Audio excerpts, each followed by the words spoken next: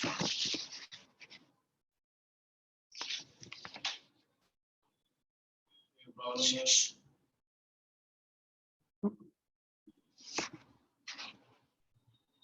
झालं? घेतलं.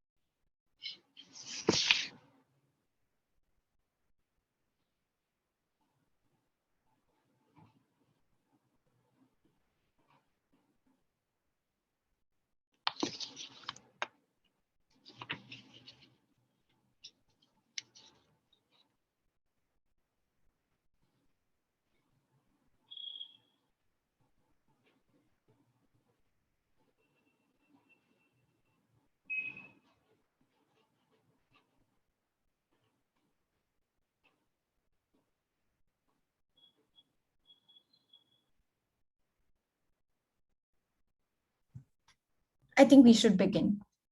Yes. Okay. Good evening, all. Friends, colleagues, attendees. Welcome to the 89th episode of the Rethinking Cities webinar series at Habitat Forum INHAF. I am Ujwala. I work at INHAF as a researcher. And today I am stepping into Kirti Shah, the president of INHAF's shoes, to introduce the webinar series as he's unable to join in until a little bit later.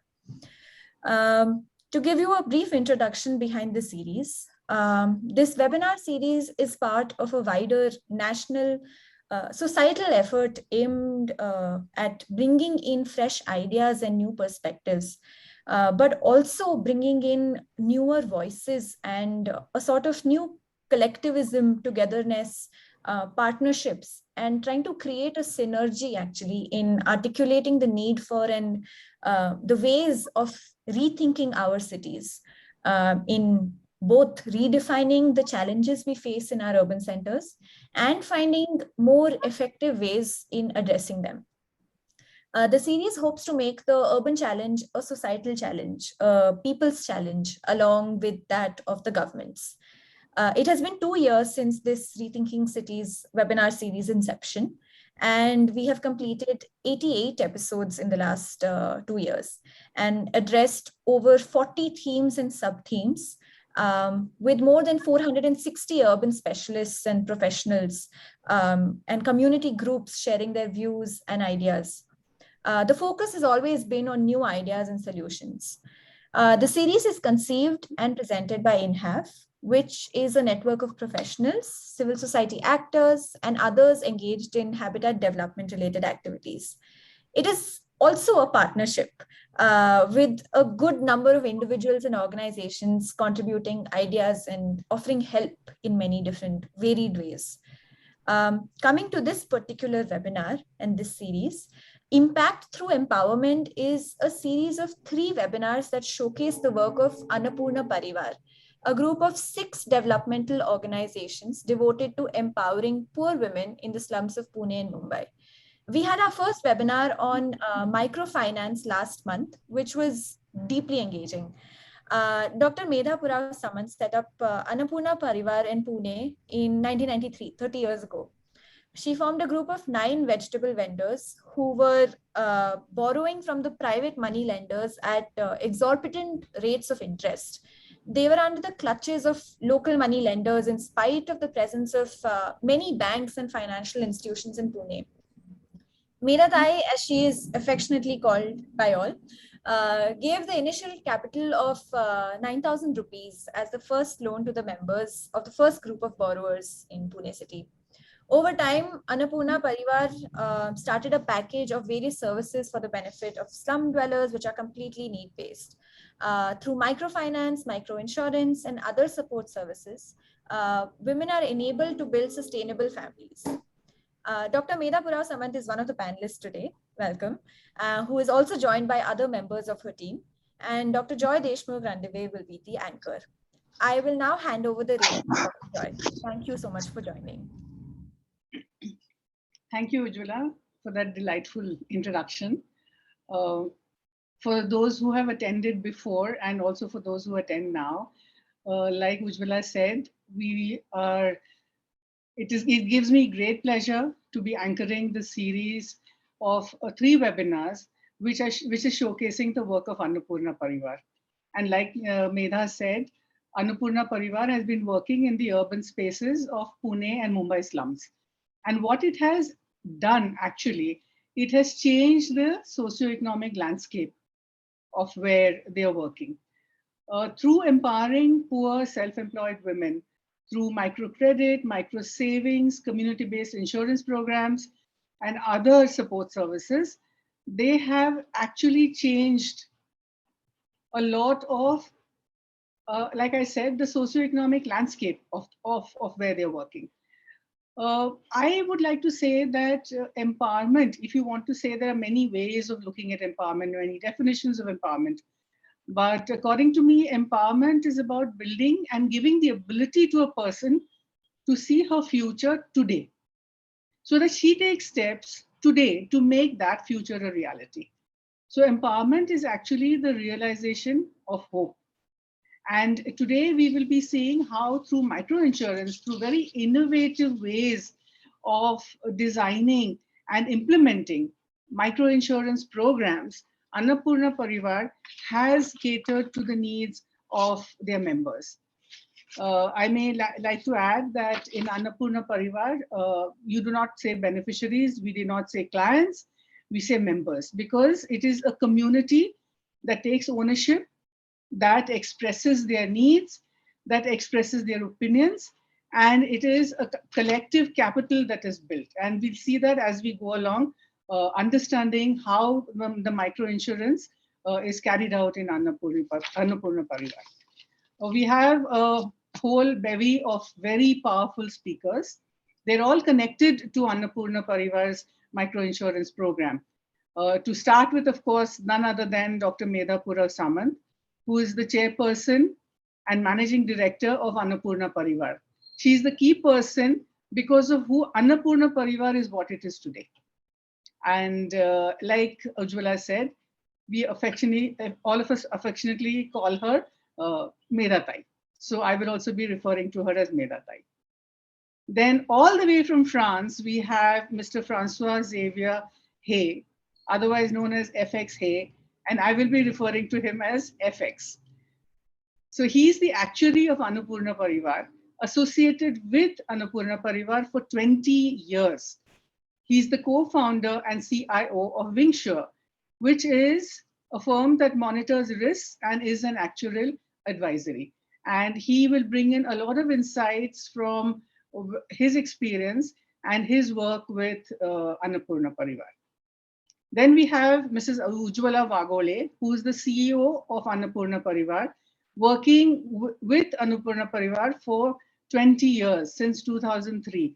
Please note that you will realize that most of our speakers have very long associations with Annapurna Pariwar, and that itself speaks for what Annapurna Pariwar stands for. Then we have Dr. Archana Singh, who is a senior faculty member at the National Insurance Academy. She has studied microinsurance models over the years, and she will share her insights with us on how this model of Annapurna Pariwar is special, different, unique, whatever it is that she has to say, she will be sharing with us. And then we have Advocate Aarti Shinde, who is the COO of Annapurna Pariwar, again with Annapurna Pariwar since 20 years, since 2003. And then we have Manjiri Paranjpe, who is the software head of Annapurna Pariwar, plays a very critical role in the work of Annapurna Pariwar. She joined Annapurna Pariwar in 2011. And finally, we have Simran Hatkar, who is the deputy manager and joined Annapurna Pariwar in 2021.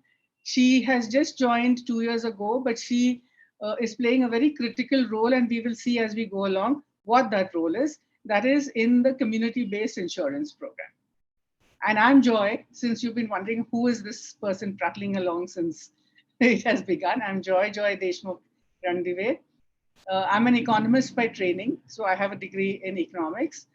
I've taught at the University of Mumbai, I've taught economics, but I've largely worked in the development sector on issues of women's empowerment and gender issues. I was the director of the Indian School of Microfinance for Women in Ahmedabad. That is why I connect with the issues of microfinance and other issues of whatever is micro insurance, micro savings, all of that. I retired a couple of years ago as the global head of CSR of TCS. So my work has been in the development sector, and I'm very happy to be anchoring this webinar. So I will first move to Medha Tai. Medha Tai, in the last webinar, we saw, how in 1993, you gave up a very comfortable job in a bank. And simply because you noticed something that was happening on your way home. Vegetable vendors who were very hardworking, poor, self-employed, and they were having to battle on an everyday basis the need for capital. And then you gave up all of that, and you put your mind and your life, you devoted into helping poor self-employed women with collateral-free loans. Now, after doing that for 10 years, since 1993 to 2003, what made you think of insurance? Why microinsurance? And the reason I'm asking is very simple. In my experience, insurance, microinsurance particularly for the poor, is not an easy product to convince, to sell, and to sustain. Because the whole thought is I'm paying something regularly, year after year, for health, for life, for accident, and say nothing happens to me. I don't fall ill, or I don't die, or I don't meet with an accident. So I want my money back. Where's my money gone? So why should I be paying this money for some unforeseen circumstance which may not happen? So how is it that how did you think of microinsurance? Why didn't you go to existing microinsurance players and then join with them? Why did you have your own microinsurance program? What went behind all this? We'll be very happy if you could tell us about it. Thank you, Joy, for asking that very exhaustive question. And that takes me down the memory lane from 93 to 2003. After I left my bank job, I was giving only microcredit and collecting small savings. The setup was so informal. I had no money, no place, no staff, and I was experimenting with the vegetable vendors and street vendors and doing all the experiments in microfinance. So I had no muscle to start anything else. But during these first 10 years, what I saw and observed is that many members who were hardworking, who were honest, who wanted to repay, they faced some health problems in their family or for themselves, or they had a death in the family, or the member herself died. I mean, the borrower member died. So in such a situation, what do I do? So I was looking for something, some solution, and within the first 10 years of my experience with giving loans to very poor, I understood that they don't need only microfinance, but they also needed microinsurance. As you very rightly pointed out, microinsurance is not their felt need. Microfinance is their felt need, but microinsurance is their strategic need. Hence, all those questions come up. Why do I pay? Where does my money go? Etc. But before that, I think I must narrate a short story, a real story of my member, Malan. She was a young lady, 25, 26 years old, with 3 kids, 6 years old boy and 2 twins of 3 years. She was a housemaid. Her husband was a rickshaw driver. And I used to have my monthly meetings with all the members sitting on the office was in my house. So sitting on my terrace, I used to chat with these 100, 200 women and discuss various issues with them. I never restricted my discussion only to their loans and savings. So in one such discussion, Malan said, I have a hole in my heart. And it was such a shocking news. I understood she needs open heart surgery.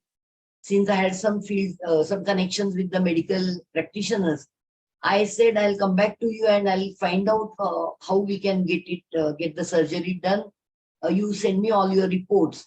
And then I took it and I discussed with quite very many friends who and where could do that open heart surgery. By the time it was almost a month, and then Malan's group members, we have a group of 5, that's the model, that is called joint liability group, and we give loans to all of them. That's our microfinance model. So someone from her group came back and reported to me that Malan died in these wars. And when we went to meet the family, it was in such a horrible scenario, and her husband was crying and he had sold off his rickshaw to get her operated, but he couldn't save her. So it had a very big impact on my mind, and I said, we cannot let this happen. So I was searching for solutions. There were also other deaths and health issues. There were many NGOs. Of course, I'm operating in Pune and Mumbai. So we have many NGOs here. So we formed a study group also with the other NGOs who had poor members and who had faced similar issues. And I was discussing with my social contacts and my friends from the banking trade unions, also from the insurance trade unions. And we were trying to find a low cost, affordable health and life insurance for the poor. For life insurance, after 2-3 years search, we found LIC having this Janashri group insurance scheme.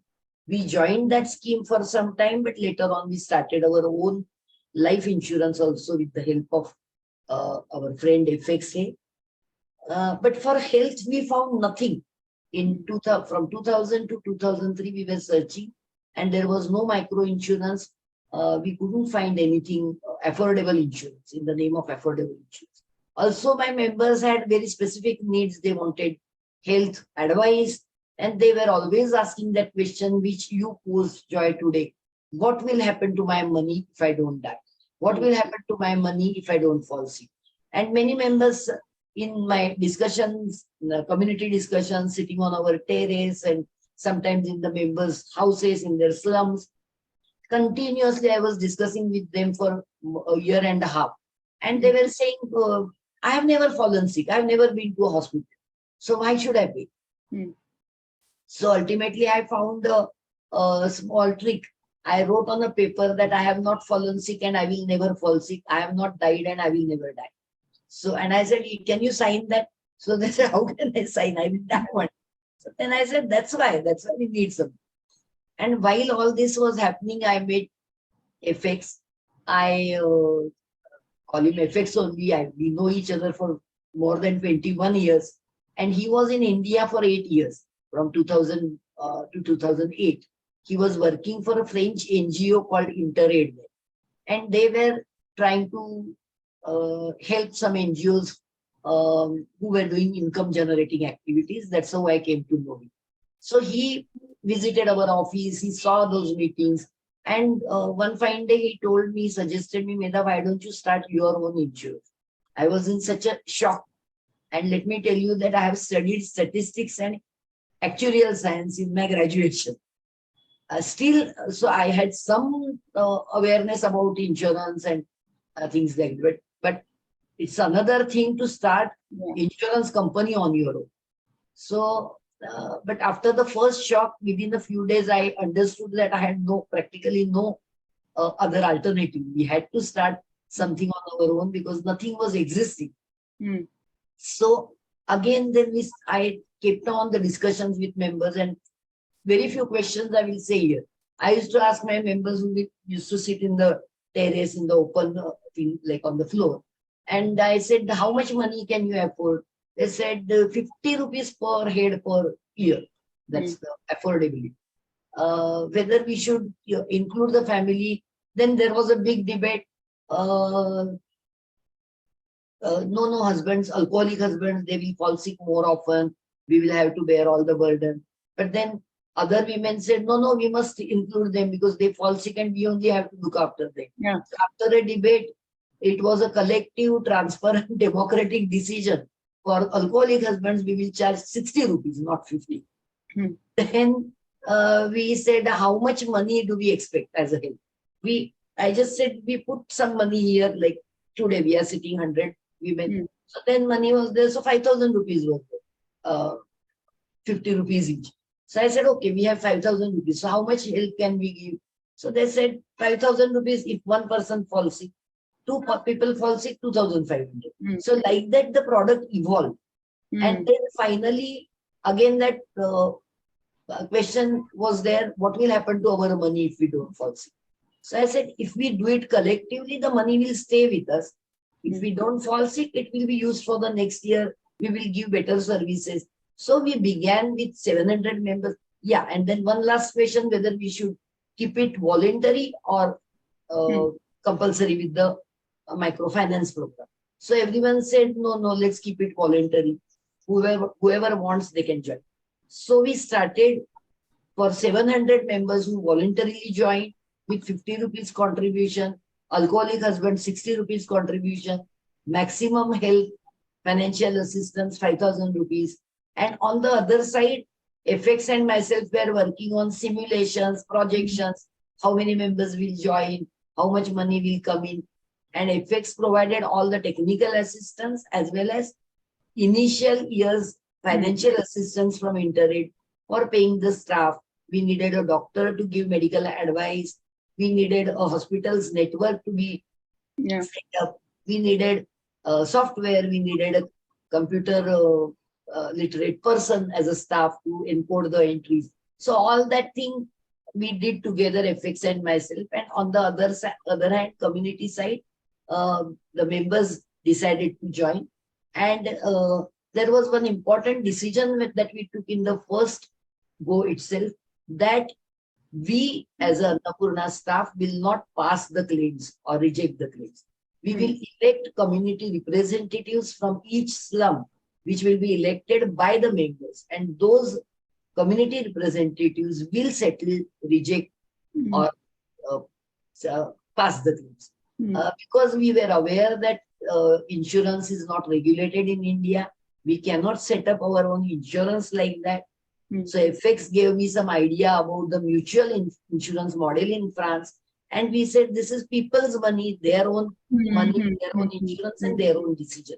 We will be just the facilitators. So that's how we started our own health mutual fund in 2003. Same year, I registered a company, Annapurna Pariwar Vikas Samvardhan, which is a Section 8 not-for-profit company. And Ujwala is also one of the directors as me. And we have managing committee members who come from the community itself. So that company handles all the insurance programs. Now we have health, life, family, asset, insurance, everything under that company. But all runs in a mutual insurance model. It's people's money, people's decision. They sign the checks, they pass the claims.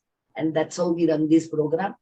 After the first initial 3 years, 2003 to 2006, there was so much visibility about our claims that that's when all the community representatives came up together. And in our annual general meeting, where 10,000 women were attending the meeting, they all passed a resolution that we will make it mandatory now, and the insurance will be mandatory with the loan program. And so after year 2006, the growth was much more than the first 3 years. This is very powerful. The whole concept of a mutual health insurance, which is owned by the community, where the community themselves have representatives that decide. I mean, this is really, really very powerful. We will now see some pictures of the physical claim meetings. and the annual general body meeting where there was a show of hands to pass the resolution on what Medha Tai just told us about. Rucha?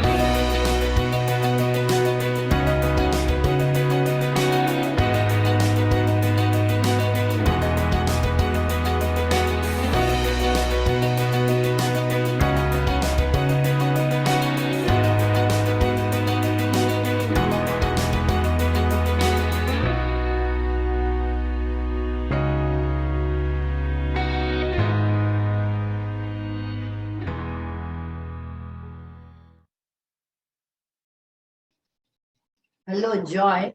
Can Yes. we also see the claims and claimants interviews now? Yes, sure. Rucha?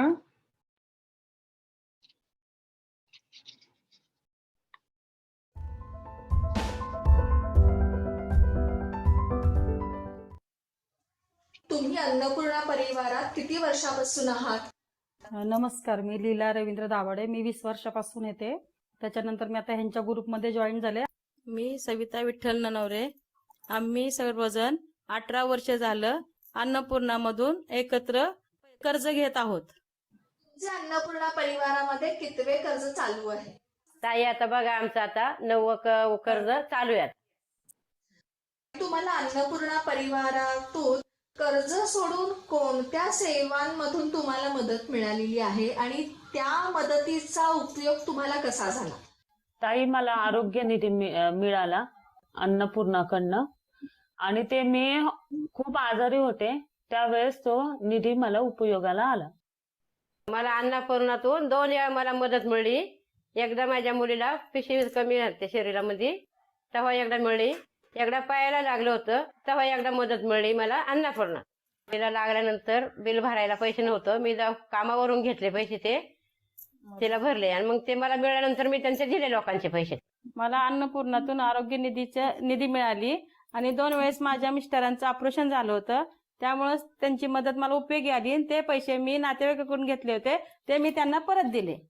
मला कर्जाचं विरुद्ध दुसरी दवाखान्याचा claim मिळाला होता. एकदा मला नागिन झाली तेव्हा मिळाले होते आणि एकदा माझं ऑपरेशन झालं तेव्हा मिळाले होते आणि त्याच्यानंतर मला माझे मिस्टर गेले तातडीची मदत त्यांनी मला 1000 रुपये केली होती. मी सुनीता संजय देसुरकर. अन्नपूर्णाचं कर्ज चालू असताना माझ्या मिस्टरांचं निधन झालं.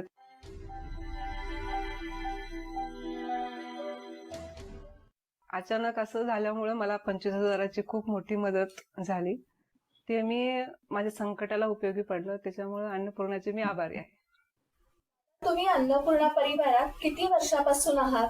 नमस्कार, माझं नाव बाळासाहेब चिंतामण पारवे. माझी मिसेस आशा बाळासाहेब पारवे आहे. मी ती 20 वर्षे अन्नपूर्णामध्ये होती.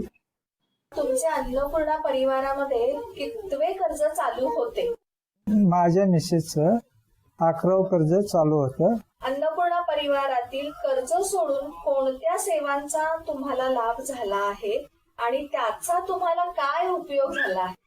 कसं आहे, आज अन्नपूर्णाने माझं 1,90,000 रुपये दिले होते आणि 1,15,000 रुपये आज तुम्ही माफ केलेत आणि जे काय होतं माझ्याकडे त्याच्यापेक्षा आम्ही जास्त काढलेले, पण जे अन्नपूर्णाने आज आम्हाला एवढी मदत केलेली आहे आम्हाला, तर तेच त्या मदतीमधून थोडे पैसे मी लोकांचे सगळे पूर्ण निव करत जाईन. आणि एवढी मोठी रक्कम म्हणजे माझ्यासाठी खूप मोठी गोष्ट आहे. तुम्ही अन्नपूर्णा परिवारामध्ये किती वर्षापासून आहात? नमस्कार, माझं नाव रेश्मा राहुल वाघमारे आहे. मी दांडेकर पुल्या एरियामध्ये राहते आणि मी 18 वर्षापासून अन्नपूर्णा परिवारामध्ये आहे. तुमचे अन्नपूर्णा परिवारामध्ये कितवे कर्ज चालू आहे? माझं अन्नपूर्णा परिवारामध्ये 8वं कर्ज चालू आहे. अन्नपूर्णा परिवारातील कर्ज सोडून कोणत्या सेवांचा लाभ तुम्हाला झाला आहे आणि त्या मदतीचा तुम्हाला कसा उपयोग झाला? 2018 मध्ये जेव्हा दांडेकर पुल्या एरियामध्ये पुण्यामध्ये पूर आला त्यावेळेला खूप टेन्शन आलं होतं, दुःखाचा डोंगर कोसळल्यासारखं झालं होतं. पण अन्नपूर्णाच्या ताई आल्या घरी, आम्हाला भेटल्या. माझ्या हप्त्याची अमाऊंट पण फार मोठी होती, 5,100चा हप्ता होता. पण तो हप्ता मी आता भरणार कसा हा पण मला प्रश्न पडला होता. पण अन्नपूर्णाच्या ताईंनी मला धीर दिला की एक हप्ता तुम्ही देऊ नका, भरू नका, असा त्यांनी मला धीर दिला. मग तो महिना संपल्याच्या नंतर पुढच्या महिन्यासाठी मला जो उदरनिर्वाहासाठी जो काही लागणारा खर्च होता तो मी त्या ह्याच्यामध्ये भरून काढला आणि मला खूप मोठं बरं वाटलं. इतकं मला आनंद झाला की मला अन्नपूर्णा परिवाराने मला फार मदत केली, त्याच्यासाठी मी धन्यवाद.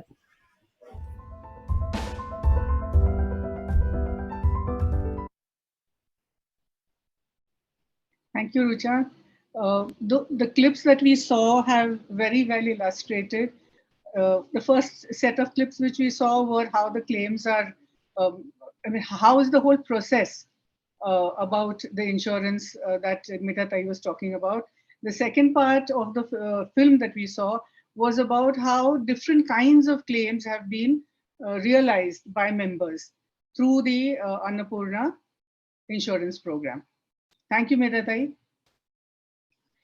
I will now move to FX Hay. FX, as he has told me to call him. So FX, from what Medha Tai has said, you have played a very key role in the entire building of the insurance program in Annapurna Pariwar. Sorry, yes, can you hear me? Yes, I can hear you. I was just coming. I just got distracted by something that came up on the screen.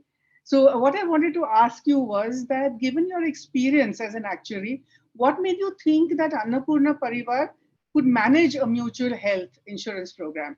And in what way did you think that the community spirit that already existed in Annapurna Pariwar could be leveraged to reduce risks which are inherent in healthcare? So what was it? I mean, your journey with Annapurna Pariwar over the 20 years, we'd love to hear from you. How was that? Yeah, first of all, it's been a great pleasure to be associated with this project since 2001 now.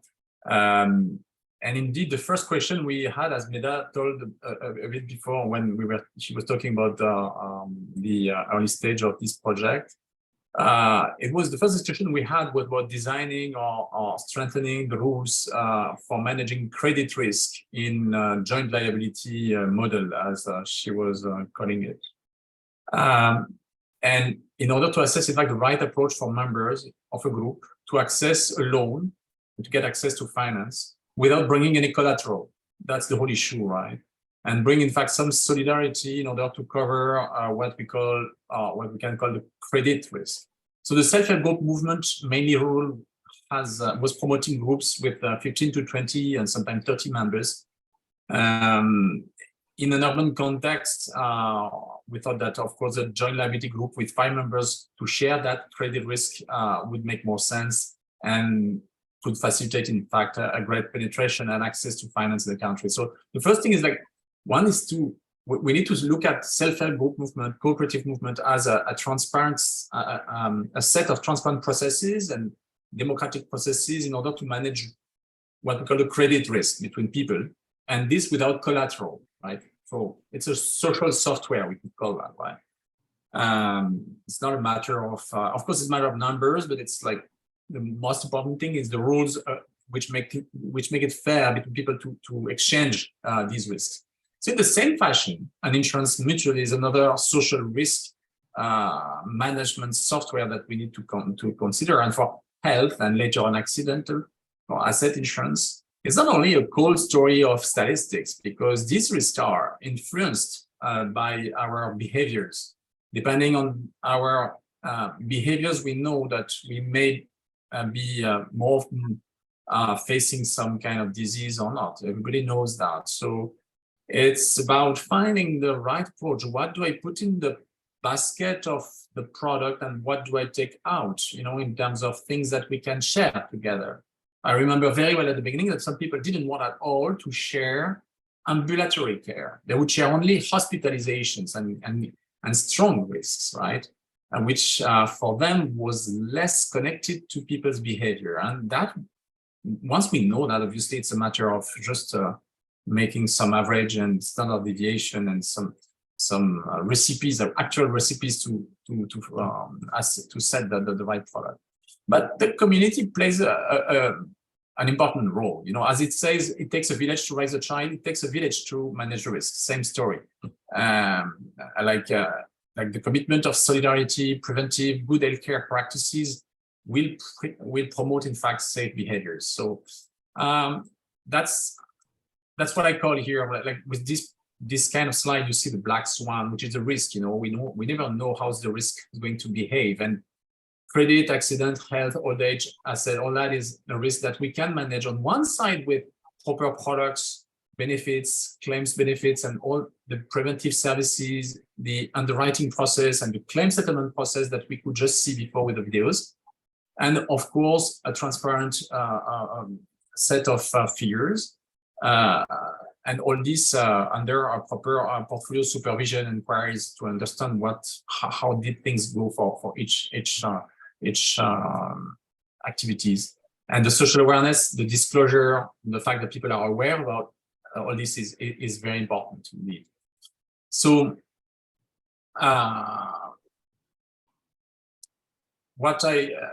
that's what I wanted to say also, is that in 2003, when I recall the context, as Medha was saying, in the community, we got the story, but beyond the community, what we need also to understand is that regarding access to healthcare, it was very unfair. Like 30% of the public financing of the healthcare facilities was actually used by the 20% richest percentile of the population, while the 10% of the public expense for health was actually used by the 20% percentile of the population. So that means that it's very unfair. It's like the richest people were having thrice more actually public money availed through healthcare than the poorest strata of the population.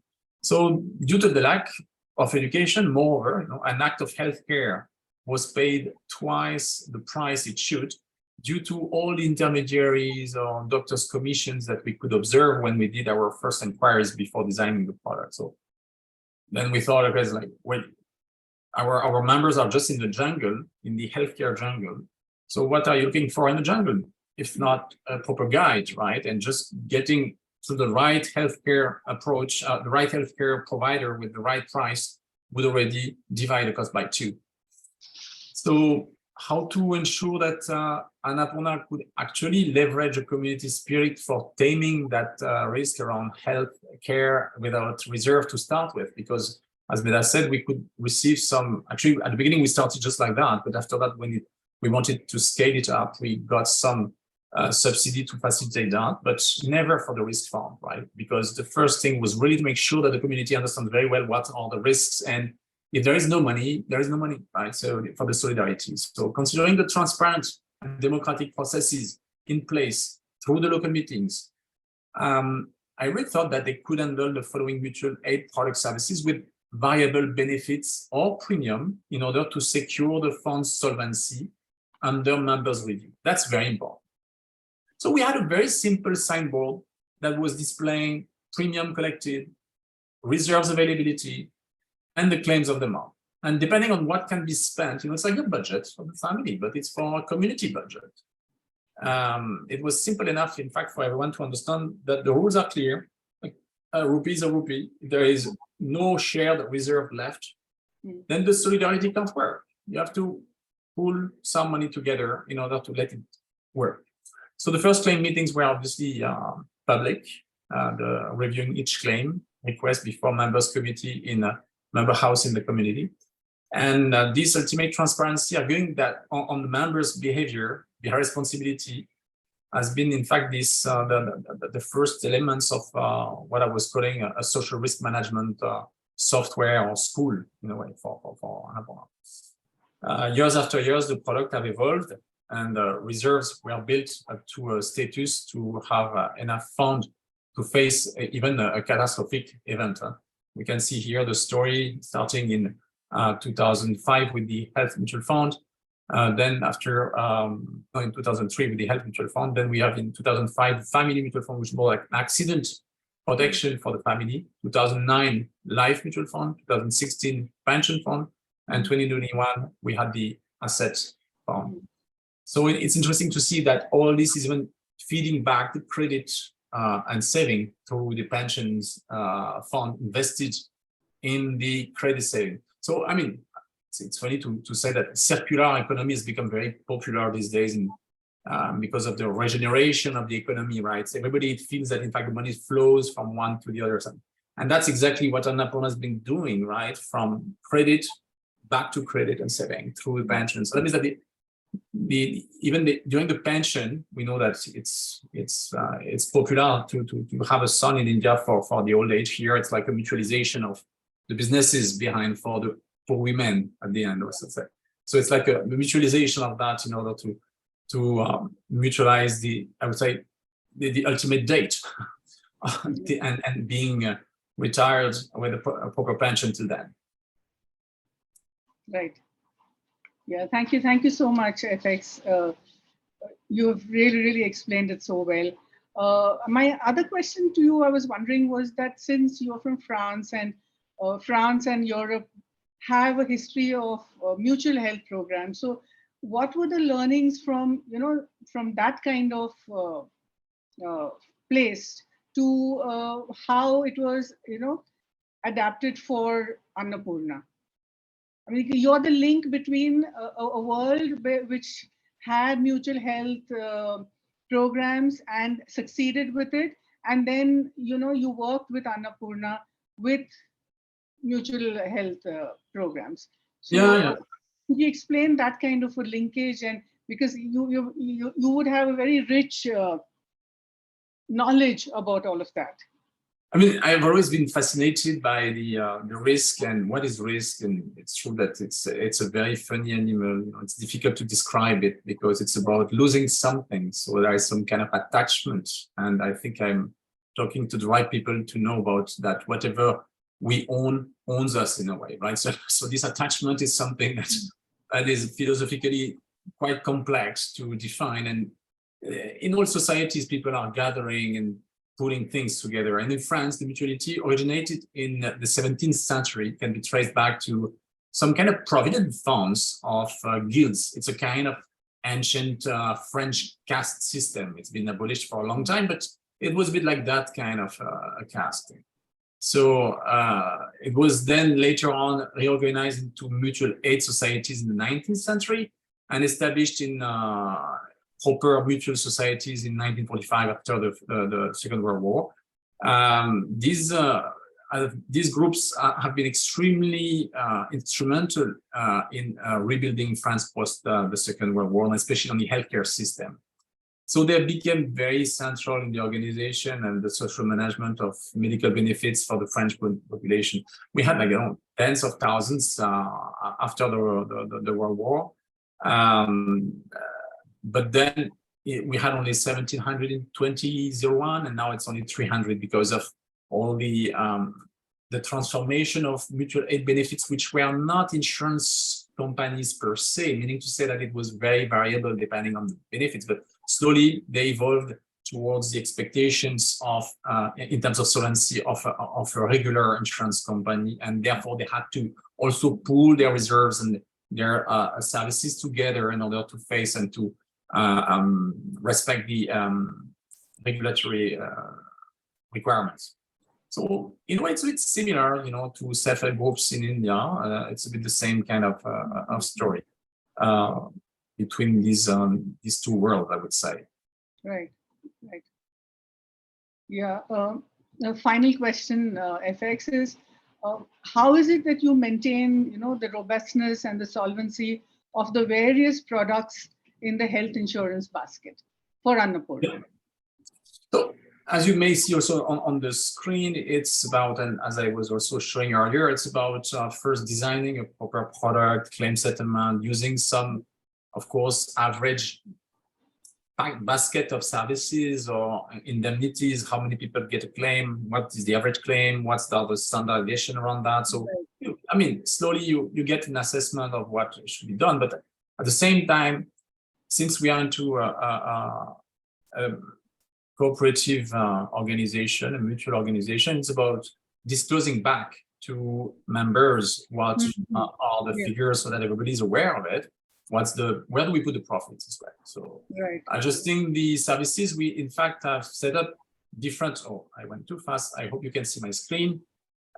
We have in fact defined over the years different performance indicators regarding the policies, the claims and expenditures, the fund, the reserve funds, and some ratios like the most famous one, which is the claim ratio, right? Which is like the amount of claims which has been spent divided by the premium which has been allocated for the same period, right? And the frequency rate. After that, we can get deeper into that. What's the claim frequency, the average claim amount, and then of course we could face a very interesting event with the COVID in the past couple of years, which has been also a good reason to spend the reserve that had been accumulated, as you can see on the bottom part of the screen. You can see that over the years, Annapurna has been building up some reserves. And what to do with reserves? Like, it's every year a good question for many mutuals. Like, should we launch some preventive healthcare? Should we do a nice party all together? Or should we go for a trip? Or should we keep it for events that are unexpected? Like what we call the black swan, the first swan that I was showing, the unknown unknown. And that unknown arrived 3 years ago with this COVID. And that's how you can see that the reserve has been, I would say, properly utilized for the benefit of the members in that situation. And I think that thanks to this reserve and this proper management, Annapurna could actually deliver good services, including during catastrophic times. Right. Yeah. Thank you. That was very fascinating, FX. Thank you so much. Like I said, FX has joined us all the way from France and come with a wealth of knowledge, a wealth of experience, particularly with respect to Annapurna Pariwar. Thank you so much, FX. I'll now move to Dr. Archana Singh. Like I had introduced her, she's a senior member of National Insurance Academy, and she does a lot of research. And now we are going to tap her brain on what all her research tells us about. So you have researched so many models of microfinance, microinsurance. And you also researched the Annapurna model, the insurance model. So what are your findings? What do you think is different about it, unique about it, special about it? What should be kept, or which is also exemplary, which can be picked up by other organizations? Thank you, Joy, for this question. So when I look at the different models available, if specifically I talk about India, then we look at insurance sector. We can divide in two parts: formal sector, informal sector. So formal sector entails all those organizations who are regulated by IRDAI, and informal sectors, NGOs, MFIs who are doing work like Annapurna. So they are informal sector. Now this is what Annapurna is doing. It categorizes into two types. One is community-based health insurance or community-based insurance. And it also fits into the model of what is called mutual insurance, what FX was talking about, mutual insurance. So it's basically community-based mutual insurance, which is very different from all the organizations who are operating in India and many other countries, developing countries. We have seen presence of such organizations in some countries like Africa.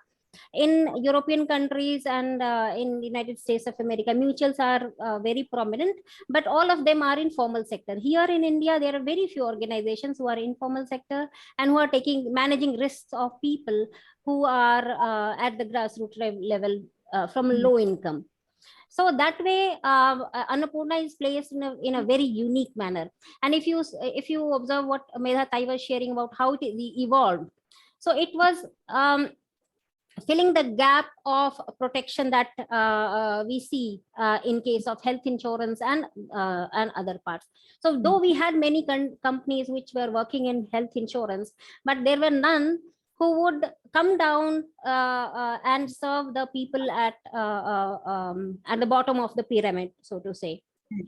So that way, Annapurna created a kind of very different model, robust model, where they are serving people at the bottom of pyramid. There are a few other organizations like Bimo Seva, Sadhan has also Dhan Foundation has also experimented like this, but very few organizations who are working in this direction.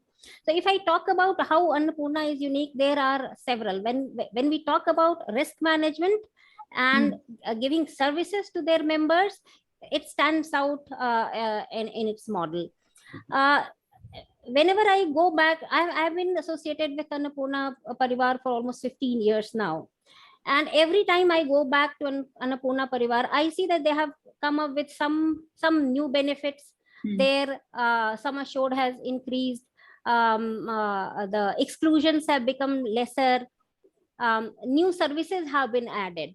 In fact, this week itself, I explored that they have something called preventive health services. So every time I go, they have adopted something new, which maximizes benefit of their members. This is very unique. It's a very good example of learning organization. Very dynamic and very flexible. Very open to receive feedback and then assimilate it into their system. Their systems have also been gradually evolving.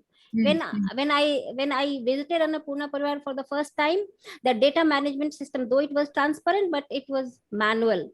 Today, look at the database that they have created. The whole system is so transparent.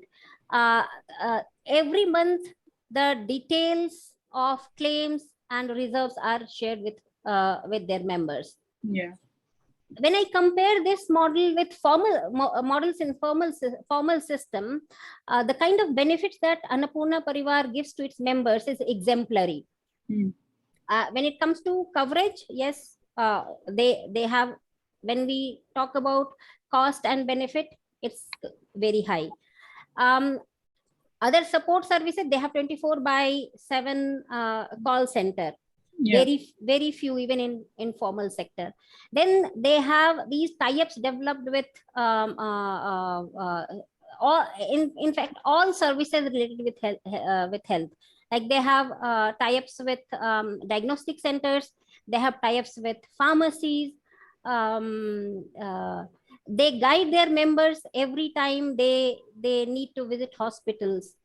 So I mean, the term used can be, they have taken a very holistic approach. They can take care of all the risks of their members in case of health.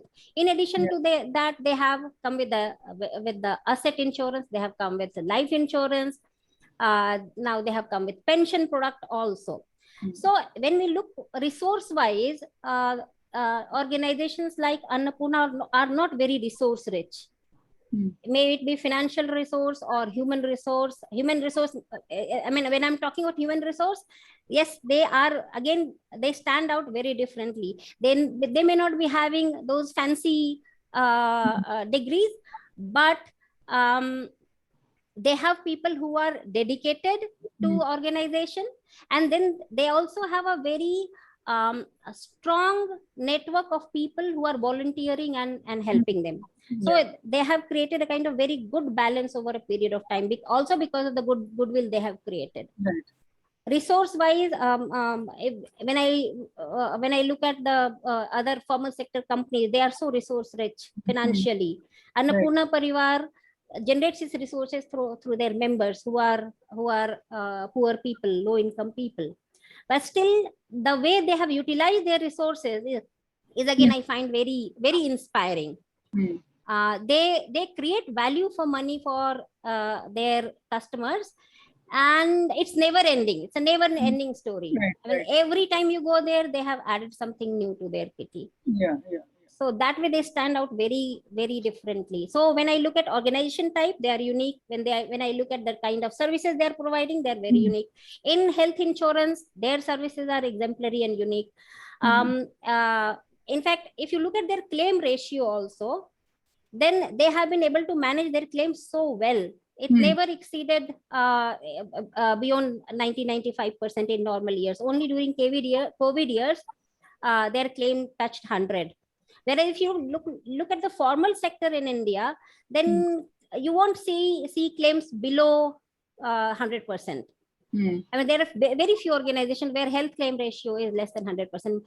Overall, average health claim ratio in India is somewhere between 110 to 120. So any aspect I look at, and I find Annapurna very unique and exemplary in their all aspects. Yeah, thank you, Archana. You mentioned the IRDA, the Insurance Regulatory and Development Authority. And with such a rich organization, I mean, I'm not through resource, but rich in experience and in what they're doing. What is your take on the IRDA and their stand on microinsurance? Because that will impact an organization like Annapurna Pariwar. Yes. So IRDA, right from the beginning, they had tried to work for the development sector, low income sector. So when IRDA was formed, a few years after that, they came out with rural and social insurance obligation regulation. And in 2005, they came with a microinsurance regulation. They had a very benevolent intention, and the pattern followed was what we have in banking sector for financial inclusion, the priority sector lending norms. Similarly, they tried to create something in case of insurance. However, their approach was quite restrictive. They were very conservative in their approach. Only three types of organizations were allowed to operate in microinsurance, and that too through only partner agent model. So insurance companies were, it became binding on them to do microinsurance. And if you look at the literature news that time, every week you will find something new coming up. So it had a big influence. However, if we look at impact wise, it did not create much impact because the overall coverage, the people covered under insurance did not increase much, and slowly it faded away. Almost in almost a decade. In 2015, again, these IRDA came with revision of their regulations. By that time, insurance sector lost its attraction towards microinsurance because that time government came out with many social insurance schemes like PMJJBY and PMSBY, PMFBY, all those. So insurance companies' attraction towards microinsurance reduced. So though IRDA regulation, which got revised in 2015, both rural social obligation and microinsurance microinsurance regulation, it did not again create much impact because insurance companies were doing microinsurance just for to fulfill their obligation, and that obligation was being fulfilled through social insurance schemes that government has just floated. So it did not make much impact. Of late, then again, there was a revival of interest from the side of IRDAI, and they started talking about creating space for smaller organizations for providing insurance. It was like what role microfinance institutions played in in banking sector. The same space should be created for microinsurance institutions, so that they can bring insurance inclusion. Right. And in 2018-19, a committee was formed, which was called Stand-Alone Microinsurance Committee, to examine how it can be done. Medha was part of this committee. Mirai Ben was heading the committee. People like Nachiket Moore were in this committee, and very representatives from insurance companies, NABARD, all of them were there. Right, right. And this committee advised that, recommended that, they came out with many recommendations. One important recommendation was reducing the capital requirement. So what the committee felt, that entry barriers are very high. Now, for a small organizations to meet capital requirement of 100 crores is very difficult. So they suggested that this capital requirement should be reduced to 100 crores, from 100 crores to 50 crores. Now, we recently did one research study at NIA to look into the space, and we were talking to many organizations, including Annapurna. So the suggestion came that it should be 5 crore rupees. Okay. So this formation of this committee in itself was a big turn, a big step taken by IRDAI, because they started showing interest for opening up this sector for small players and facilitating space for them. So we were hoping that this Insurance Act will be amended, smaller organizations will be allowed to operate. But it looks like today's news is not very encouraging. But let's see what happens in future. But IRDA has been trying to do things, but how much impact it created? That's the. So would you say that the future of microinsurance, will it be inclusive, and will this AMI committee's recommendation stand? And what is the kind of role that Medha, because Medha's influence and voice in the sector is powerful. So I would look forward to the fact that, voices like her would be heard. Yes, in fact, we are very hopeful that recommendations of SAMI committee will be implemented. Not today, maybe sometime in near future. Yes. Right. Yeah. Thank you so much, Dr. Archana Singh. I'm sure all the viewers also must be totally fascinated after the first 3 speakers had to give all this take. It's so much of food for thought. I'll now move to Simran Hatkar. Simran is a deputy manager in Annapurna Pariwar. She's been there for just 2 years, but she has a very interesting role. She also has a very interesting background. Simran, you have an MSW with a specialization in medical and psychiatry. I also know that you did an MPhil on the health issues of sanitation workers in Mumbai. And now you're looking after the back end of the community health insurance program of Annapurna Pariwar. So we'd love to hear what is that you actually do, your role, about claims and how are claims addressed, what is the turnaround time for each type of claim. So if you could tell us that, it will be wonderful. Thank you so much, Dr. Joy. I have surely studied the above issue as my research for MPhil, but I'm learning many interesting things through my role as a deputy manager in the community-based insurance program at Annapurna Pariwar. In my team, I have 2 medical officers, 4 claim validators, and an in-house MFMS software for processing all the claims. Our turnaround time for health mutual fund is 3 days. Life mutual fund claims is 7 days. Family mutual fund claims is 7 days. And asset loss fund claims is 3 days. Wow. There are service executives appointed in each of 22 branches. And for the health mutual fund module, the claims are received through Annapurna software. The service executives collect the claim papers for the members and take images in the tabs, and then the same data is imported into our in-house MFMS software. The claim validators, 2 in Mumbai and 2 in Pune, and check the documents and validate them. And after that, the 2 medical officers, 1 in head office Pune and 1 in regional office Mumbai, check the medical treatment and bills of the documents and put the remarks on each claim. If they have any queries about the documents, they coordinate with the respective hospitals to get the information. The Family Life Mutual Fund and Asset Loss modules have yet not developed in the Annapurna software. Hence, those claims are collected by the service executives physically. The claim forms are filled on the field itself, and in case of Family Mutual Fund, Life Mutual Fund, or Asset Loss, the service executive goes to the house of the members and fills the form in the presence of the member. All the claims are processed in the MFMS software. I can check the open claims, pending claims, settled claim report for each type of claims. This helps in understanding the ongoing status of the claim and also helps in improving the turnaround time of all the claims. Once the claims are checked by the validators and medical officers, all the claims in which members have followed the rules are settled in the MFMS software itself. The payment mode report, which has the NEF details of the policyholders, are given to the cashier, who then sends the approved amount by NEF into each policyholder's bank account. But if the claimant have not followed all the rules, then the MFMS software cannot pass such claims. It Right. shows them as whole claims. And as Medha and FXR have mentioned before about democratic and transparent systems which are followed in Annapurna Pariwar, there are elected representatives of members from each community. These representatives are called community representatives.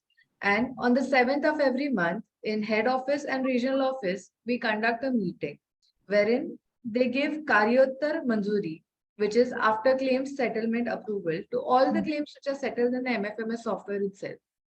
But the whole claims need a discussion and sometimes debate. The community representatives see the reasons why the rules are not followed, and genuine claims are passed by giving some pinch, which is defined for each type of mistake, Karyapurva Manjuri, which is sanctioned before claim settlement. This helps in building transparency and also decision-making power. The member who have not followed rules are also given a Salla Patra, which is an advice letter each, so that the next time they try to apply for a claim, they follow the rules. In this way, we try to sanction almost 100% claims, keep the rejection ratio low, and keep the member satisfaction high by keeping the turnaround time and rejection low. By giving the members proper medical advice, as well as the advice about rules of the Health Mutual Fund, Family and Life Mutual Fund, and Asset Loss Mutual Fund, we increase their knowledge too. Along with the benefits given during the claim, we are also helping the members, as Dr. Archana mentioned before, by creating supportive systems such as a helpline call, wherein the members can call the medical officer at Annapurna at the time of admission or for medical guidance. We have also built a network of healthcare provider tie-ups with Annapurna Pariwar, in which we have private hospital, specialty hospital, diagnostic centers, and medical shops, where if our members want to avail the facilities, they can go and get it on consensual basis.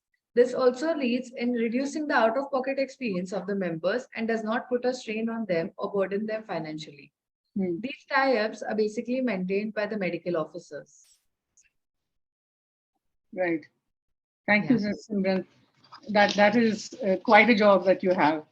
Rucha, I think there was a silent video that had to be played, which will encapsulate the community spirit of how claims are handled.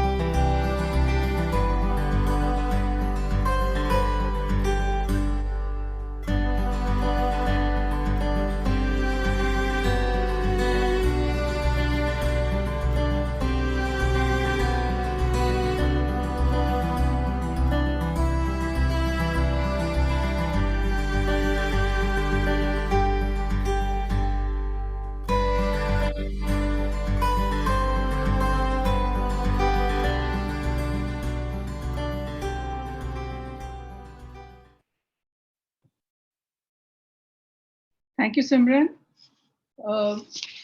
I would now move to Advocate Aarti Shinde. Aarti, you are the COO of Annapurna Pariwar. You monitor all operations in all the branches, and that is a humongous task. There is a strong link between Annapurna Pariwar's microfinance program and the microinsurance program. So enrollment, renewal of member borrowers is connected with the health mutual funds. Would you please explain how these linkages are and how they play out? Yeah. Thanks, Dr. Joyman, for this question, and good evening to all. As our CMD Dr. Medha and FXL have mentioned earlier, we started Health Mutual Fund in 2003, Life Mutual Fund in 2010, Family Mutual Fund in 2018, and Asset Loss Mutual Fund in 2021. In year 2006, our member resolved in the annual general meeting that membership of Health Mutual Fund will be mandatory for all borrowers.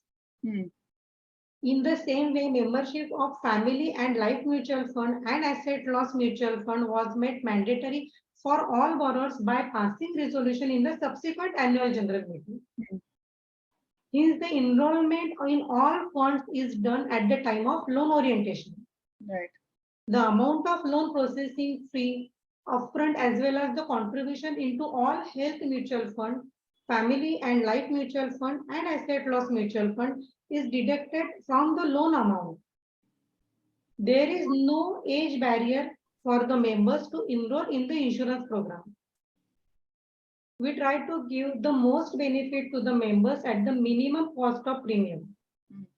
For example, the minimum premium for health mutual fund is 260 rupees.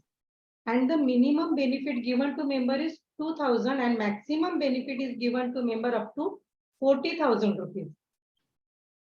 We also give claim for infertility treatments, cesarean deliveries, and normal deliveries in case of where a vacuum or a forceps are used in the process. Every year, the renewal of all funds membership is done by transferring money from the joint liability group accounts of all members if the loan tenure is more than 1 year. As Simran has already mentioned, we keep the client satisfaction very high. Hence, our clients happily renew the policy with every loan. Right. So obviously, clients are happy on all counts: credit, savings, and insurance. Yes. Yeah. Rucha, is there a video that has to play to explain what Aarti has just spoken about?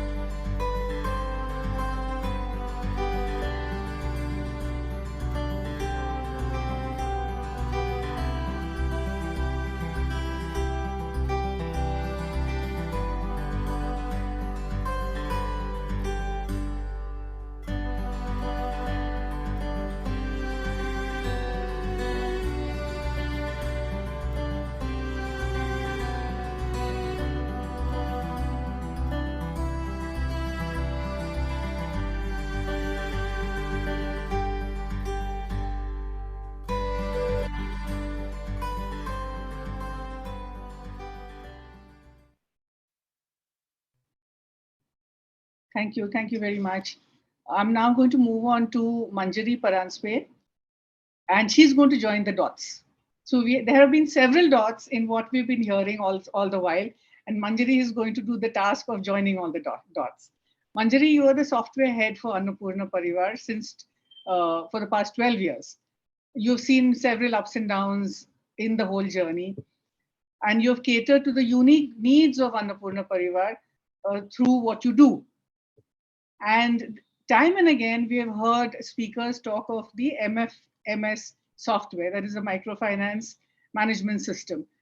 So I would like you to explain to us how these dots join. One is how you manage all of this with the system, and how the microfinance, microinsurance, how it's all connected, how it's all married within the system, and what is your role in it? Okay. Thank you, Joy Madam. And hello, everybody. Thank you, Medha Thai, for giving me opportunity to participate in this webinar. I'm heading MFMS team since 2011. Basically, I have done my post-graduation in electronic science. And before working for Annapurna, I worked in embedded systems and PC-based software development in defense and medical instrumentation domain. So when I started working with Annapurna in year 2011, microfinance was a totally new domain for me.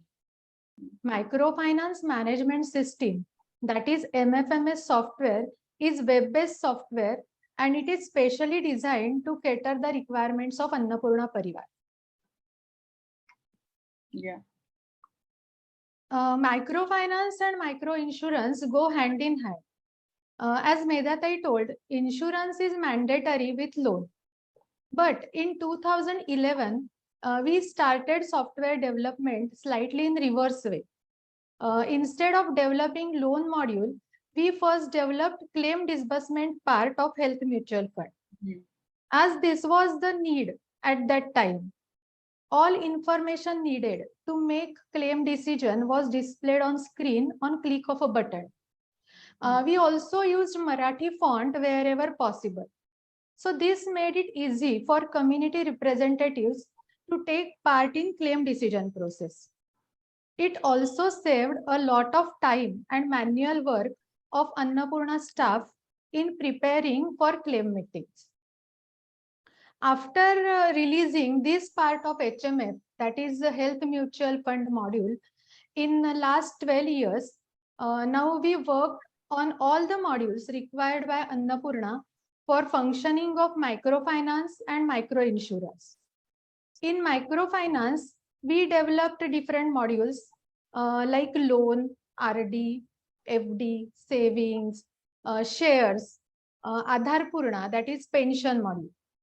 And under microinsurance, we developed health mutual fund, family and life mutual fund, and recently in 2021, we developed asset loss mutual fund. Though this software is for micro needs, but it is a full-fledged finance and insurance software.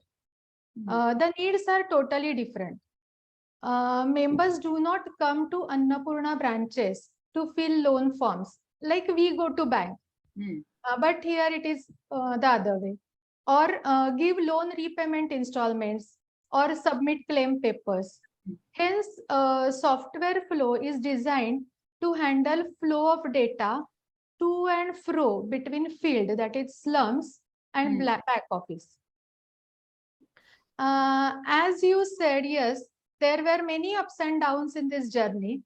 There were periods like demonetization and the COVID period. And Medha Thai came out with different schemes to survive and give better services to members in these situations. Yeah. And these situations demanded unique requirements to be developed in software. Software team worked dedicatedly to meet these requirements and delivered required modifications timely. So during development process, we are taking into consideration the demand of situation, the actual functioning at back office, as well as the field requirements. So this is how. Right. I also I want to ask you a question about something very interesting.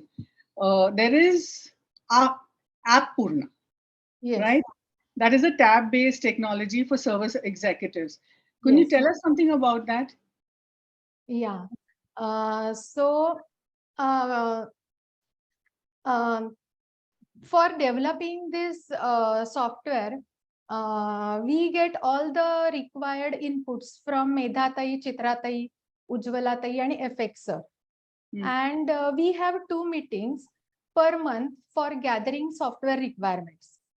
That is to discuss modifications needed in existing software as well as new requirements. Right. Also, we have actuary meeting once every month with FX sir and and his team to design insurance products. Based on these inputs, software is designed accordingly. When I started, we were a team of 3 members, including me. And now I have 2 teams, one working on microfinance requirements with 7 team members and other working on microinsurance with 6 team members. And all ladies in my team. I'm really proud of them. And requirements are prioritized, and as per priority, every 2 months, the software version is released. When all this was going on, now we have come with Annapurna, and it is a tab-based solution for service executives. It is actually one step ahead in terms of use of technology in micro insurance field. Earlier, claim forms were filled by service executives in field. And field forms along with necessary claim documents were sent to office to open the claims. After claim decision meeting, claims were disbursed in field. This included lot of paperwork and time before claim was actually opened in software. Right. So with the tab-based solution, claim is opened in field itself. In front of member, and photos of all the required documents are taken. This data is then imported in MFMS software to process for claim disbursement. This has reduced a lot of paperwork and turnaround time for claim disbursement. Simran tai told us about turnaround times of different claim settlements. We are using this technology for HMF claims, but we will extend it for family and life mutual fund and asset loss claims as well. So MFMS software is in continuous development to serve the growing needs of Annapurna Pariwar and its members. So this. Thank you so much. Like I said, you were going to join the dots, and you did, because the software system is a very integral part of this entire story, and it lends to. It is the reason why the data can be collected and fed in, and then it is transparent also. So I think your role is very key in all of this. I'll now move to Ujwala Waghole, who is the CEO of Annapurna Pariwar. So Ujwala tai, I understood or I heard that during COVID, you had consumed almost all of your funds. And there was a very high claims ratio of insurance at that point of time. Very understandable, because that was a huge health crisis. Plus, there must have been very low renewal rates also. How did you manage all of this in these trying times? And how did you keep that robustness going? Thank you, Dr. Joy, and good evening all. This is very important and relevant question regarding COVID, as we are speaking about health and life. So you all know we have not-for-profit company, namely Annapurna Pariwar Vikas Samvardhan, houses the community-based insurance program. Our reserve fund are meant to be spent for members only. COVID was unique, unforeseen, worldwide calamity in which we help our members to sustain, survive, and gain normalcy. We first did direct fund transfer to April 2022 and May 2020. We distribute rupees 25 lakhs by giving rupees 1,000 each into 2,500 accounts of our poorest borrowers. We then distribute food grain to almost 4,000 members from May 2020 to September 2020. We spent some of our reserve fund and also raised donations and grants. Our CMD Medha posted an appeal to her personal and Annapurna Pariwar Facebook wall. We also joined hands with other social organizations like Maharashtra Foundation, Mashal, Ukran, operating in Pune, Mumbai, and all over world to supply food grains to other poor families who were not members to Annapurna Pariwar. So let's look at a short video explaining our relief work during COVID. Right.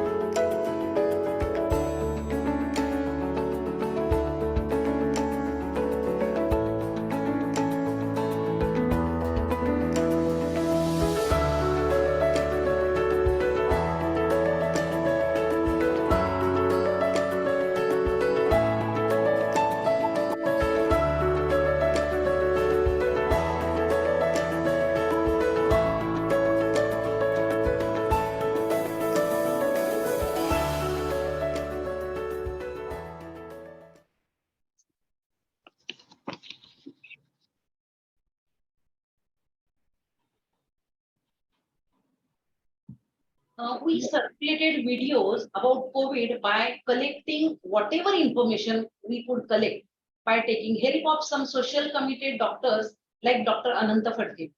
We increased confidence and awareness about COVID amongst our field staff, community representatives, and our members. Let's look a short video explaining awareness drive during COVID. Right.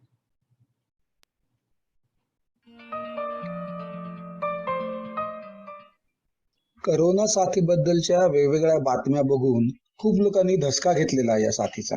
आणि खरं म्हटलं म्हणजे असा धसका घेण्याचं काही कारण नाहीये. अर्थात हे एक मोठं संकट आहे आणि त्याला आपल्याला तोंड द्यायला पाहिजे. मुळामध्ये ही साथ काय आहे? स्वाईन फ्लूची जशी साथ आपल्याकडे 10 वर्षापूर्वी आली आणि अजूनही अधूनमधून स्वाईन फ्लूचे रुग्ण आणि त्यांच्यामुळे दगावणं हे आपण जे बातम्या वाचतो त्या प्रकारचाच हा आजार आहे. फक्त याचं वेगळं पण असं आहे की स्वाईन फ्लूच्या पेक्षा तो खूप जास्त वेगाने पसरतो आणि म्हणून गेल्या 1.5-2 महिन्यातच तो 100 देशांच्या वर तो पसरलेला आहे आणि त्याच्यामध्ये लाखो लोक त्याच्यामध्ये आजारी पडलेले आहेत.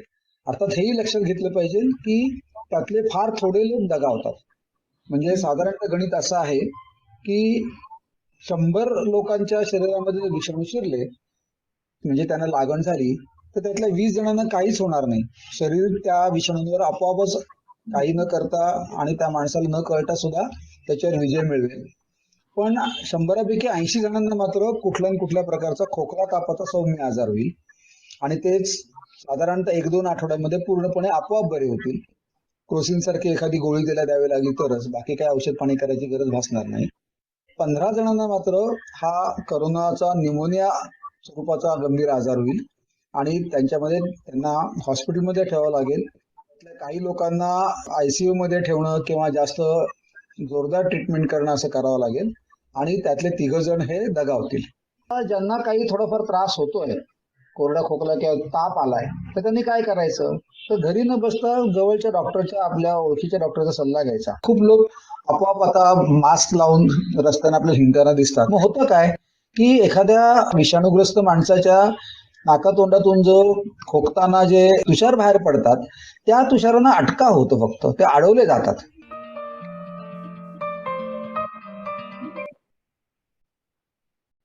Thank you, Ujwala Tai.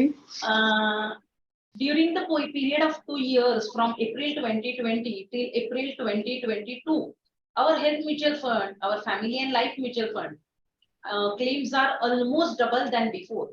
We didn't reject a single claim during this period. We had almost finished all our reserve fund by September 2022. Slowly, we started remaining our members about following all rules after April 2022, after 3 waves of COVID. Now the claim ratio has settled down to the pre-COVID days. Yeah. Now we are building our funds and reserves. And that's all about Annapurna contribution during COVID. Thank you, Ujwala Tai. That was, it's very heartening to see that the reserve funds are now being replenished. Yes. Yeah. So finally, I go back to Medha Tai from where we started. So Medha Tai, you were already giving members financial assistance for asset loss. So why then an asset loss mutual fund? What made you think that this was necessary? Actually, Joy, initially the asset loss claims were not many. There used to be once in a time, once in a way, there used to be some fire in a slum or a flood in a slum. During the rainy season, or very petty incidences like that. So we were giving help, financial assistance to our members at times of asset loss from our other funds. We used to subsidize from HMF or FMF or LMF fund because we had enough funds there. And initially, though, asset loss were also supported by our social contacts and friends from the banking industry or friends and relatives who would come up and say, okay, we'll contribute some money and we will give assistance to your members because they are poor. So we started off like that, giving help for asset loss by collecting some funds or subsidizing from our own other insurance programs. But in the recent past, all of us have observed due to global warming or the other factors that the asset loss claims they've increased. Like in last 5 years, we had some hillock falls in Mumbai or the canal burst in Pune. And these were incidences where at a time, many of our members suffered, not 1 or 2, but 10, 15 people suffered or more than that. So in such a scenario, we had to create a fund. So then I discussed with my team, senior team members and field team alike, discussed with the community representatives, and then discussed with our actuary team, with FX and software team that we should develop a product. And then they built a product, the actuaries, they did their calculations, and then we added the contribution at the time of loan. We also passed a resolution that this will be also mandatory. And then the software team developed the asset loss mutual fund in the program. And then we started it in 2021. Right. So do you feel now that you've covered all the risks that your members face or in your current umbrella of products, or do you think that there's something more to be done? As you all have said that, and I'm saying it again, ours is a need-based program. So as and when we observed certain needs of our members, we have developed, as a response to that, we have developed product. So at the moment, and also all of you know that we are urban experts. Urban slums is the place where we work with microfinance, microinsurance, and the other non-financial services, and also with a lot of education, financial literacy and health education. These are the components with which we work with urban poor and try to change their quality of life.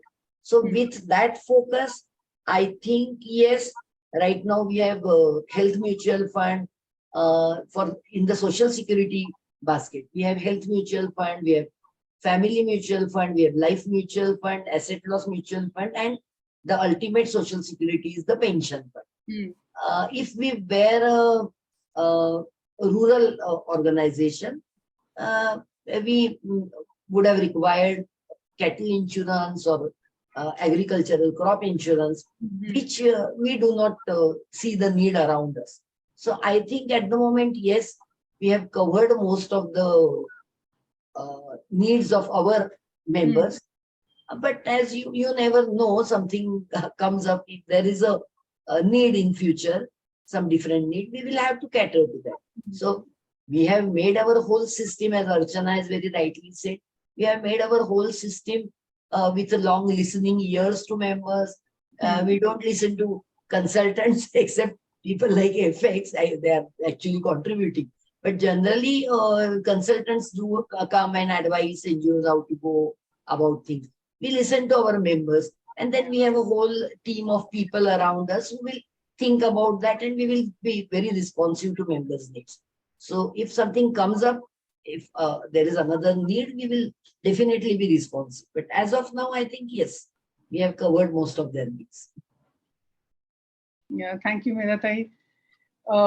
What comes out from in the entire webinar, besides the fact that this is a very unique insurance model, is the fact that the community has been harnessed. The community is asked. The community's needs are met. So there is an ownership with the community. And Annapurna Pariwar is actually playing the role of being an enabler. Yes. And empowering the community and putting the future in the minds of the community, like what I said in the beginning. Taking steps today so that the future is secure. Yes. So this is entirely, according to me, an empowerment model. Right. If you are going towards the concluding note, I would like to add something here about the future dreams. Yes, please. Yes, please. We'd love to hear. Yeah. So there are certain things which we have to still develop in the software and in the service delivery, which is still in the making. Like you asked Manjiri about the Annapurna and the MFMS combination to make the service executives who are actually delivering to the last mile their life easier, and also the members will benefit because they don't have to then photocopy things and all. So we have to still develop the we have developed the HMF claim opening process in the Annapurna. We have to still develop the family mutual fund, life mutual fund, asset loss mutual fund, and Aadharpurna in the software. So that is Aadharpurna is the pension program. So that is still in the making. Right. Then I must make a mention here that Aadharpurna was a need faced in 2016, which I just missed before. That's a social pension is a social security. It's a last feather in the cap of any social security provider. But we had a ready-made government program for this called Swavalamban in 2012. So we started implementing that from 2014. And we implemented that for 2-3 years. But then we realized that the government program changes when the officials change. There are changes which are where you don't have control. So then it became very difficult to implement it for our members. And then we developed the pension program with the help of FX and his team. So that's a very recent development, and I would like to see all of our members, 34,000 members are enrolled out of 1,25,000 members who are shareholders of Annapurna Credit Society. So who are the members of the whole Parivar. 34,000 are enrolled members in the Aadharpurna, but we would like to see that every member is enrolled. Right. That's another thing. And last but not least, I served 2 terms on Sadhan, which is a microfinance network of more than 200 MFIs. I just retired after my 2nd term. And I tried to propagate the micro-insurance model a lot on Sadhan platforms. In most of the conferences and seminars, I propagated this mutual insurance model, which I think affects myself, Archana. We are very passionate about this model. And so it gives me immense pleasure that I have colleagues and friends who are, sharing the same passion. So we try to propagate on every single platform. But because because the IRDA is still not regulating. And as Archana has, while answering to one of your questions, she has mentioned that we are still optimistic that very soon IRDA will regulate the insurance sector, and micro-insurance players like Annapurna Pariwar or Vimo Seva, who have shown a potential, who have shown a successful running model in micro-insurance, covering lakhs of families. We should be allowed an entry for little lesser solvency capital, which we can afford, something like 5 crores. Archana, I think, has mentioned that also.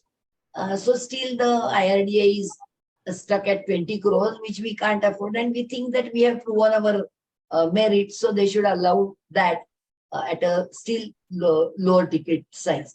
And with that, once that happens, I'm optimistic that more MFIs will come up, and MFIs, microfinance institutions, especially the ones like us who are not for profit, they have, and there are others like us.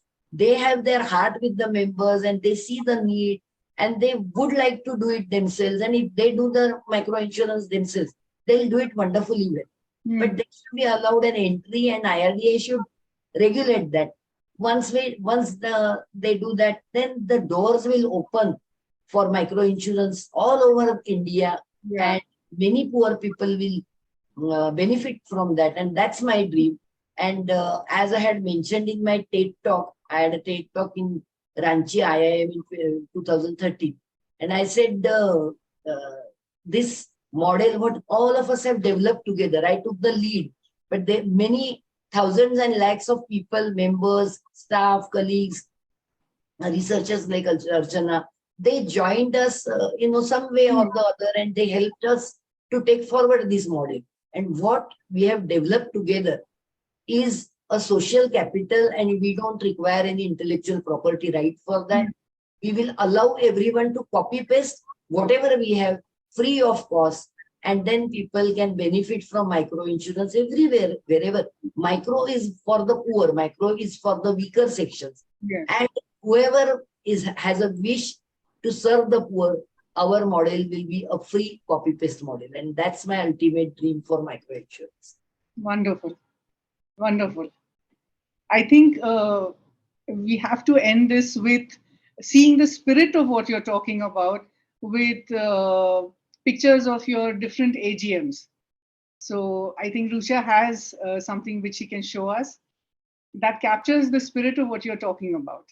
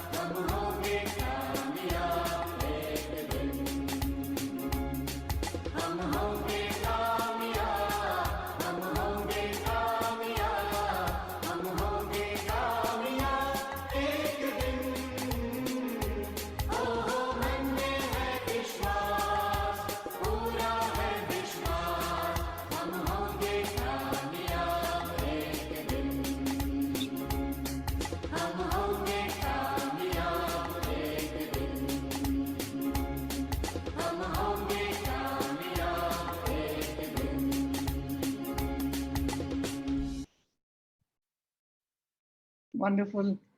Thank you so much. Ujwala, is Kirti Bhai there? Hello, Dr. Joy. Kirti ji has been unable to join in. He is still, I think, stuck at the airport. He conveys his apologies. But I think that was a very compelling discussion. I must say, I have been hooked onto it ever since we began. And really, it has sort of, for me personally, as a very young professional, being exposed to such organizations and learning about all of this is really eye-opening, actually. And it gives you many different ways of actually thinking, because as a young professional, we are put into a certain trajectory of thinking. But I think in this manner, you learn that there are other methods out there which do become successful and actually end up helping people. So I'm very glad to have been able to attend. Have there been any questions from the audience for our panelists? Actually, I could see some on the question and answer box, but now I don't see them. Yes, there were lots of questions, but they've all been answered in the chat itself. Okay, all right. I think some panelists are still around unless they've all logged off. So there's still time, because you won't get this whole set of people together again. So if you want to take advantage of that, ask anything. I think they'll be very happy to answer. I'm speaking to people who are still on board on the webinar.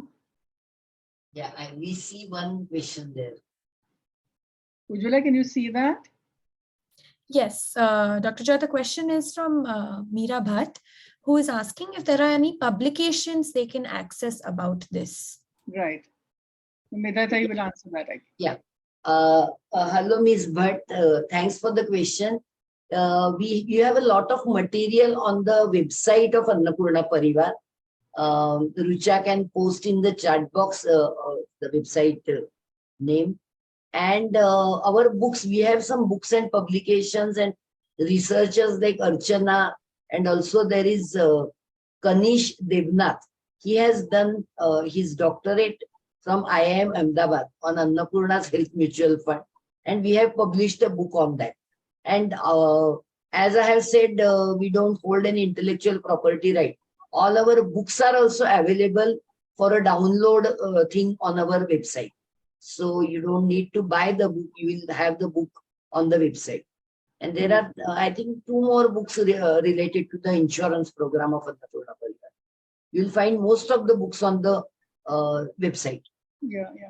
If Dr. Archana Singh has publications which she can share on the chat box, that can also help the audience. If there's anything that you want them to read.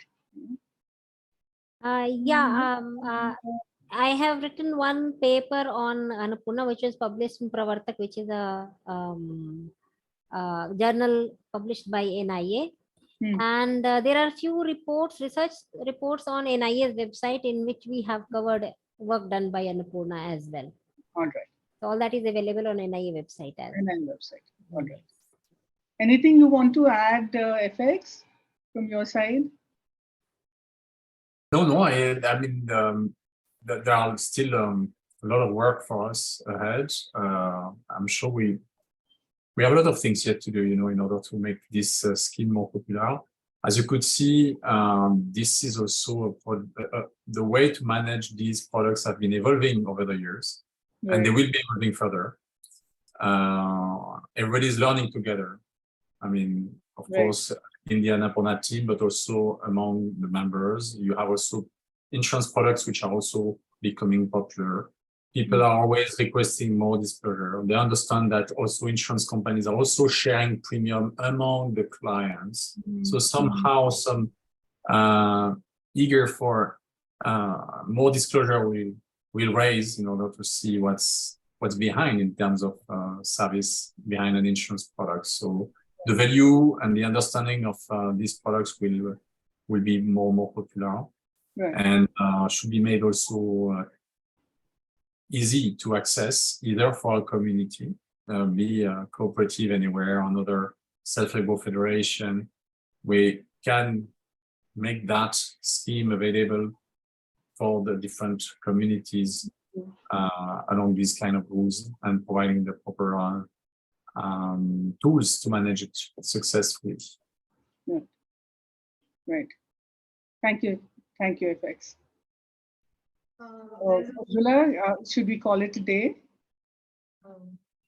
There's a question, I think, Dr. Joy. Okay, great. Yeah, it's written in the comment, I think. Gokul is A publication that another researcher. No, hi, Gokul. Gokul is a researcher. He used to be in California universities from TIS also. And I have been a guest lecturer with him, virtually. So, hello, Gokul, you are asking about publication or you are sharing some publication? He has shared a link. Shared. Thank you so much, Gokul. Thank you. So everybody can see. Yeah. Now we have a question regarding if we are helping children with autism or mental retardation. Yeah, I just saw that question also. Yes. So, you are not audible. Can you say it aloud? am I audible now? Yeah. Yes. So there's a question regarding if we are giving help for children with autism or mental retardation. So we do give claims for mental health, but for that the member needs to be admitted in the hospital. So basically for therapy and therapy, monthly therapies, we are not giving claims. But if they are admitted in the hospital, we do give the claim for mental health. Right. Okay. Who asked this question, Simran? Miss Roshali Borse. Yeah, so is your answer good enough? Please check it out.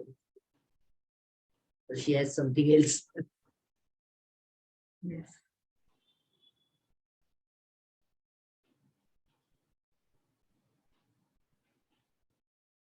Okay, she said, thank you very much for your reply. Okay. Okay. So I think there are no more questions. Yeah. Is it right, Ujwala? So shall we call it a day? So thank you everyone, Joy, FX, Archana. And from me, thank you everyone, and a huge namaskar to the work that all of you all are doing. Most Absolutely kudos. It's been a pleasure. Thank you. Today's one is really nice. It has come out very well. And Ujwala will, of course, Ujwala Krishna will share the link with all of us so that we can always preserve this and share this with our friends and on site. Yes. So thank you all. Thank you, INHAF. Ujwala Kirti Bhai, though, is not there, for inviting us. And the third one will be in July, the last one. Right. So thank you so much, Thank you, everyone. Thank you, Tai. Thank you, my panelists. Thank you very much. Thank you, Joy. Thank you, everyone. Thank you, Ujwala. Thank you. Good evening. Signing off. Good night.